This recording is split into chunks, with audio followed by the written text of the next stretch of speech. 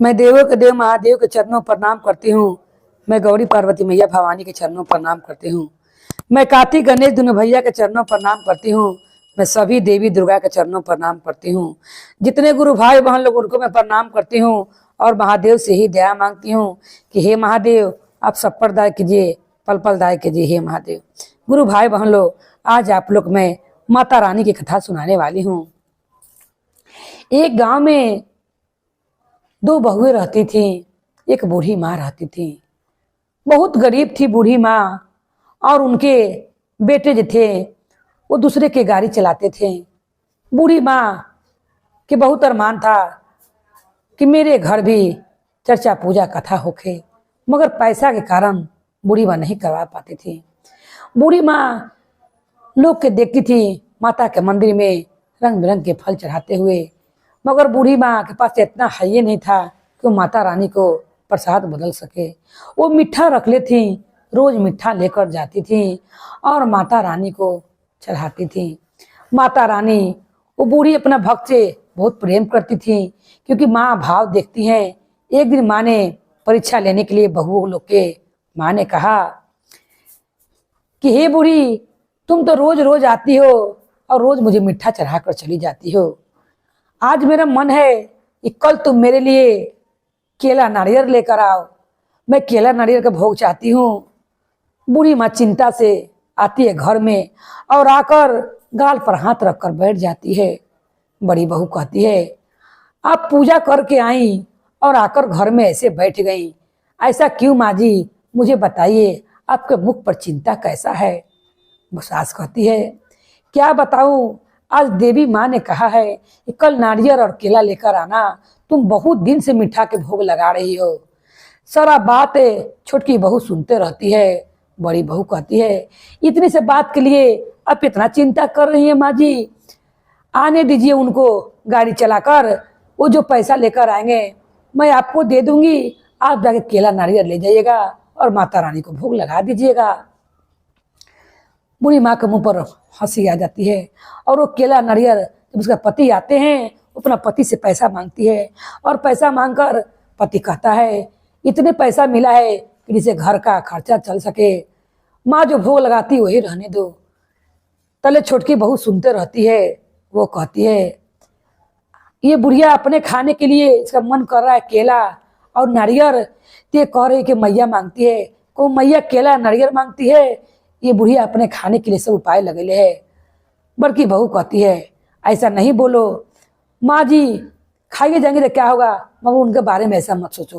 उन्होंने कहा है हम लोग का देना फर्ज है। इतनी समझदार बहू रहती है। हे माता रानी, सबके बहू ऐसा ही समझदार दीजिएगा। अब वो अपनी सास को केला नारियल का पैसा देती है। सास केला नारियल लेकर जाती है और माता रानी के भोग लगाती है। मैया रानी एकदम प्रसन्न हो जाती हैं और प्रसन्न होकर मैया रानी जानती है, अब माता रानी सोचने रहती हैं कि जो गाड़ी इसका बेटा चलाता है, एक दिन मैं गाड़ी लेकर आने के लिए जरूर कहूंगी। माता रानी जब भोग, तो सब माता रानी जब प्रसन्न से भोग खा लेती हैं, तब कहती है माता ने, फिर माता रानी कहती है बुढ़िया से कि हे बुढ़ी माँ, तुमने आज तक नारियल और केला के भोग लगा दिया है, कल तुम पूरी या गुलगुला ले आना। बहुत दिन पूरी गुलगुला खैले हो गया है। लोग पकाने के चलते कच्चे फल से पूजा कर देते हैं। अरे अपने घर में छान छान खाते हैं, मुझे भी पूरी गुलगुला के भोग लगाओ, जरा ले आओ। मुझे तो दुनिया का सहायता करते में टाइम नहीं मिलता है, तुम ही जरा लाकर भोग लगाती हो। बूढ़ी मामा करम पर हाथ रखते हुए घर पर आती है और फिर करम पर हाथ रखकर बैठ जाती है और कहती है, बहू फिर आती है और कहती है, माँ जी आप क्यों ऐसे चिंता में मुंह करके बैठे हुए? अब आज क्या हुआ? आपने कहा नारियल केला लाने के लिए, मैंने नारियल केला ला दिया, अब क्यों चिंता आपको सताया हुआ है?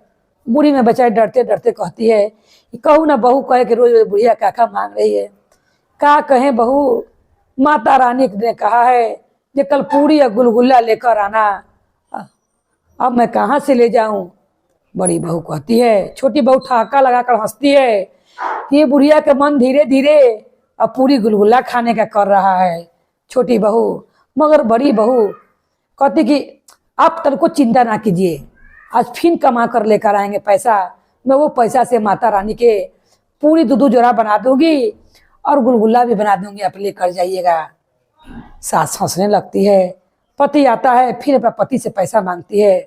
उतने में छोटकी बहू आती है और कहती है, आपके बुढ़िया के मन बढ़ेले जा रहे हैं, कहूँ देवी मैया पूरी या गुलगुला मांगती हैं, ये जो है ये अपना खाने के लिए बुढ़िया कह रही है। कहे घर में तो निमन खाना भेटा नहीं रहा है बुढ़िया के, इतना परिवार में जौने सूखे रूखे चल रहा है, ये बुढ़िया अपना चक्कर में है। बहू बड़ी कहती है, जाने दीजिए, ऐसा मत बोलो, माई जी खाएगी टका है, हम लोग के काम है उनका इच्छा को पूरा करना, कौन उनका मने कर रहा होगा तका होगा। बड़ी बहू बहुत समझदार रहती है, बड़ी शारदा से गैस पो धो के पूरी गुलगुला बनाती है और अपनी सास को देती है।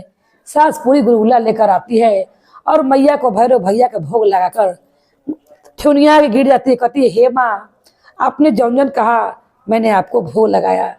मेरी बड़ी बहू, अपने बच्चे को पेट ना भरते हुए भी आपने जौन जौन कहा मैंने कहा और उसने किनके दिया। आज मेरे घर चूल्हा ना जरा होगा, क्योंकि जो बेटा पैसा कमा कर लाया था उस पैसा के आटा तेल मिठा आ गया, जो आपके भोग के लिए आ गया।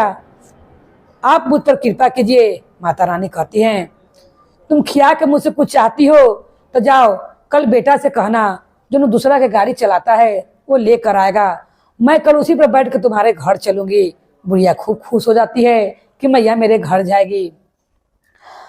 और वो सोचती है बुढ़िया किसमें, अपने घर जाकर कहती है कि बहू, माता रानी ने जो बाबू गाड़ी चलाता है वो गाड़ी लेकर बुलाई है। बहू सोचती है, कहती है कि चिंता मत कीजिए, मैं आज उनको ड्यूटी पर नहीं जाने दूंगी और कहूँगी जी 1 घंटा खातिर गाड़ी लेकर मंदिर में चली जाइए। और बहू अपना पति से कहती है, आप आज काम पर नहीं जाइए, गाड़ी लेकर माता रानी के मंदिर में चले जाइए, माँ जी को बैठा कर ले जाइए, और फिर जब माँ जी पूजा कर लेंगी तुमको बैठा कर ले लेगा। बहू सोचती है कि सास बोल रही कि माता रानी बैठ कर आएगी। बहू भी खुश हो जाती है। छोटकी बहू कहती है, हे बुढ़िया के देखिए घूमने का मन, अभी गाड़ी पर जा रही है मंदिर में पूजा करे, क्योंकि बुढ़िया के गोड़ थक गया है चलते चलते, जिस कारण ये बुढ़िया सोच रही है कि हम गाड़िए से चल जाएं और गाड़िए से चल आएं। आप समझती नहीं है दीदी। वो अपना छोटी गोतनी के बात पर ध्यान नहीं देती है। कितना गुरु बहन लोग रहती हैं कि अपना गोतनी में बतिया कर अपना सास के बारे में बुराई करती हैं, और सास जो छोटी कहती है वो बड़ी मानती है। मगर वो बड़ी गोतनी ऐसी नहीं थी। वो कहती है कि जाने दीजिए, आज माँ जी गाड़ी से चल जाएंगी। वो जानती है कि माता रानी मंदिर में बैठ कर आएंगी। जब वो आती हैं उतने में सारा माता रानी कृपा से भर गाड़ी सामान हो जाता है, धन दौलत से भर जाता है, और माता गाड़ी के अंदर बैठ जाती है। किसी को लगता नहीं है।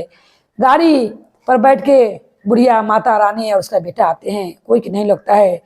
मगर जब माता रानी आती है, जैसे सामान देकर अपने पति से कहती है, छुटकी कहानी कहाँ से बुढ़िया जाकर इतना धन चोरी कर कर ले आई है और सारा धन बड़की को देने जा रहे है। माता रानी उतरती हैं और कहती हैं कि ये धन में से तुम्हें 1 पैसा भी नहीं मिलेगा। माता रानी साक्षात दर्शन देती हैं और कहती हैं कि तुमने सब दिन माना किया है और उसे भड़काने का कोशिश किया है, मगर बड़की बहू ने सब दिन भोग के सामान दिया है और उसने अपने भूख को मारकर अपने चूल्हा में आँच ना बार के मुझे पूरी गुलगुला के भोग लगाया है। मैं उस पर नहीं कृपा करूँगी तो किस पर करूँगी, क्योंकि गुरु बहन लोग वो अपना घर का चूल्हा ना बार के अपनी सास को बात मान के वो माता रानी के भोग भेजी थी पूरी गुलगुला बनाकर। उसका पति इतना कमाईबो नहीं करता था उसे ज्यादा आ सके। तो कहा जाता है कुछ धर्म के पात पर चलता है उसको भगवान सदैव रक्षा करते हैं और उन पर सदैव अपना कृपा बनाए रहते हैं। कभी बहू तो पूजा करने गई नहीं थी, मगर उसका अच्छा विचार से गुरु भाई बहन लोग शुद्ध विचार से माता रानी प्रसन्न हो गई थी। और माता रानी छोटी बहू कहती हैं कि तुम्हें एक कुछ नहीं मिलेगा, जितना पेटी था सब उड़ के बड़की घर में जाने लगता है।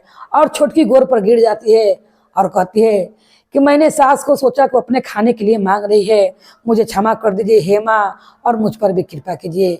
माँ ने कहा अब नहीं, अब दूसरा जन्म में तुम्हें जौन पति कमा रहा है तुम उतने में खाओ और उतने में रहो। और माता रानी अन्न धन से भर कर बड़की को चली जाती है। देखिए खाली उसको देला से, खाली उसको अच्छा मन के विचार से माता रानी ने कितना कृपा किया। इसीलिए पूजा पाठ के बाद में अच्छा बोली, अच्छा कर्तव्य करना चाहिए। जिस तरह माता भवानी ने बड़ी बहू को घर को अन्न धन से भर दिया और उन पर कृपा किया, हे माता रानी, जिस तरह अपने बड़ी बहू पर कृपा किया और उसी सब पर कृपा कीजिए, और जिस तरह आप छोटी बहू से नाराज हो गए उस तरह किसी से नाराज ना होइए। बोलिए माता रानी भवानी की जय, भैरव भैया की जय, हर हर महादेव की जय, सच्चे दरबार की जय।